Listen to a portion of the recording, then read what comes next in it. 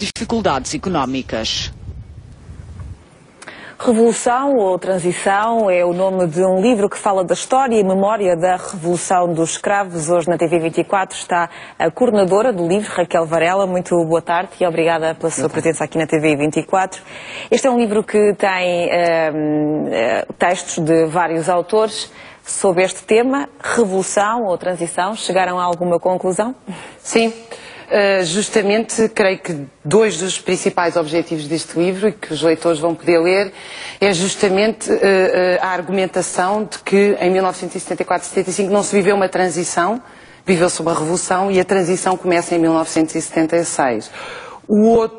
A outra linha comum entre estes autores é que ao golpe militar segue-se imediatamente uma revolução. Aliás, o MFA faz mais de 10 pedidos para as pessoas ficarem em casa e as pessoas não ficam. Seguem em apoteose atrás da coluna do Salgueiro Maia e no 1º de maio há 2 milhões de portugueses de norte a sul do país a celebrar o fim do regime, mas também já a exigir aquilo que vai marcar o 25 de Abril, ou seja, não só uma revolução democrática, mas uma revolução de caráter social, que exige uma mudança do sistema económico. E, portanto, é esse lado das comissões de trabalhadores, das comissões de moradores, das greves, das manifestações, dos debaixos, que é contado por este grupo de historiadores e cientistas sociais. Quem é este grupo de pessoas que contribui para este livro? Uma parte deles são investigadores e professores na Faculdade de Ciências Sociais e Humanas, no Instituto de História Contemporânea.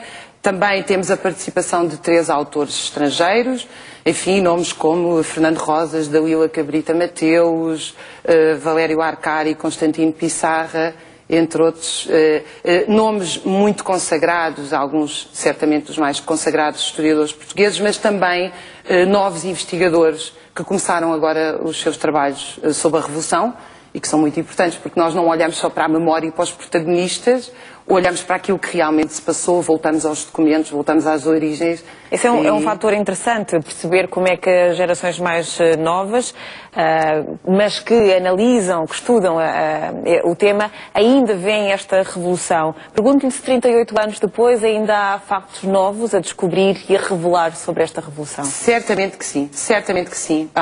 Toda a história das comissões de trabalhadores pós-1975 não está feita. Toda a história dos governos provisórios está por fazer. Em grande medida, a história das comissões de soldados está por fazer. Uma história extensa das comissões de moradores. Portanto, o 25 de Abril é um amplo campo aberto aos historiadores que queiram vir investigar, até porque a documentação é abundante e muito interessante, é fascinante. E quem investiga, quem depois escreve livros, quem inclusivamente dá aulas, como a Raquel, não fica um pouco triste quando vê jovens de 14, 16 anos, como aqueles que vimos na reportagem há pouco, a não saberem muito bem qual é a importância deste dia, mais do que o feriado Claro de que sim. beneficiam? Claro que sim, mas o nosso ensino é todo muito mau e sem e certamente só vai ficar pior, quer dizer, só é possível ensinar o 25 de Abril ou qualquer outra história com condições de um acesso à educação gratuita de qualidade, que existe um investimento que obviamente não é compatível com a transferência de investimento do setor público para os privados, como temos assistido, e portanto eu compreendo que isto aconteça, mas lamento, e todos nós certamente lamentamos, porque o 25 de Abril é parte essencial daquilo que nós somos hoje. Raquel, muito obrigada por ter vindo à TV. Deixe-me só, se me permite, 2 notas muito rápidas. Sim. A primeira é que eu queria deixar uma nota de pesar pela morte do Miguel Portas, de quem conheci, de quem gostava muito e, sobretudo, prezo muito, porque isso também é um valor de Abril. O Miguel deixou-nos a aprendizagem de que é possível ser fraterno na diferença, e isso é um valor de Abril. A segunda, eu queria lhe oferecer um livro que também fiz com o Fernando Rosas e com a Encarnação Lemos sobre o fim das ditaduras ibéricas, que justamente tem na capa os últimos condenados à morte de Franco, que nos lembra que a Revolução Portuguesa também foi o primeiro sopro do fim do regime franquista e da ditadura dos coronéis na Grécia. Mais alguém aqui mesmo ao nosso lado também a lutar pela sua liberdade. Exatamente.